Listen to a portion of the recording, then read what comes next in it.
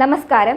Tirurangadi today news അപ്ഡേറ്റ്സിലേക്ക് സ്വാഗതം. പതിറ്റാണ്ടുകളായി ചെമ്മാട് പട്ടണത്തിൽ സ്വർണ്ണ വ്യാപാര രംഗത്ത് വിശ്വാസം കാത്തുസൂക്ഷിച്ച് പുതിയ കാലത്തിന്റെ പരിഷ്കാര പ്രൗഢിയോടെ സ്വർണ്ണ തിളക്കത്തിൽ Amiya golden diamonds, bypass road, Chemmad.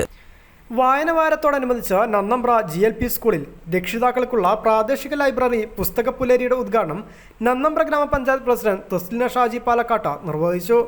പ്രദേശത്തെ 8 ഭാഗങ്ങളായി തിരിച്ച് ഓരോ ഭാഗത്തിനും ലൈബ്രറിയനായി രക്ഷിതാക്കളിൽ നിന്ന് ഒരാളെ തിരഞ്ഞെടുത്താണ് ലൈബ്രറി പ്രവർത്തനത്തിന് തുടക്കം കുറിച്ചത്.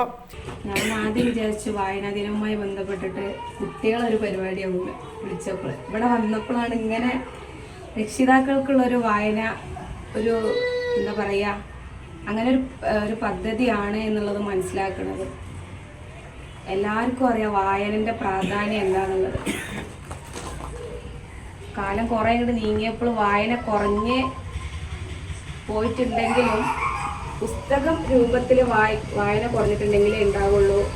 ഈ വായന എന്ന് പറഞ്ഞാൽ ഓൺലൈനുമായി നമ്മൾക്ക് എന്ത് പുസ്തകമാണെങ്കിലും പത്രമാധ്യമങ്ങൾ വരെ ഇന്ന് വിരൽത്തുമ്പിലൂടെ കിട്ടുന്ന ഒരു കാലഘട്ടമാണ്.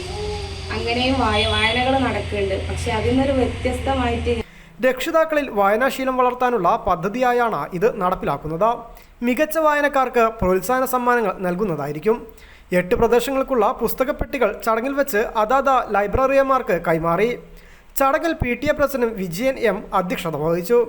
നന്നമ്പ്ര ഗ്രാമപഞ്ചായത്ത് ക്ഷേമകാര്യ സ്റ്റാൻഡിംഗ് കമ്മിറ്റി ചെയർമാനും വാർഡ് മെമ്പറുമായ ബാപ്പു TC, വാർഡ് മെമ്പർമാരായ പ്രസന്നകുമാരി, ഷാഹുൽ ഹമീദ്, മുൻ HM അബ്ദുൽ അസീസ് PM എന്നിവർ ആശംസകൾ അർപ്പിച്ച് സംസാരിച്ചു.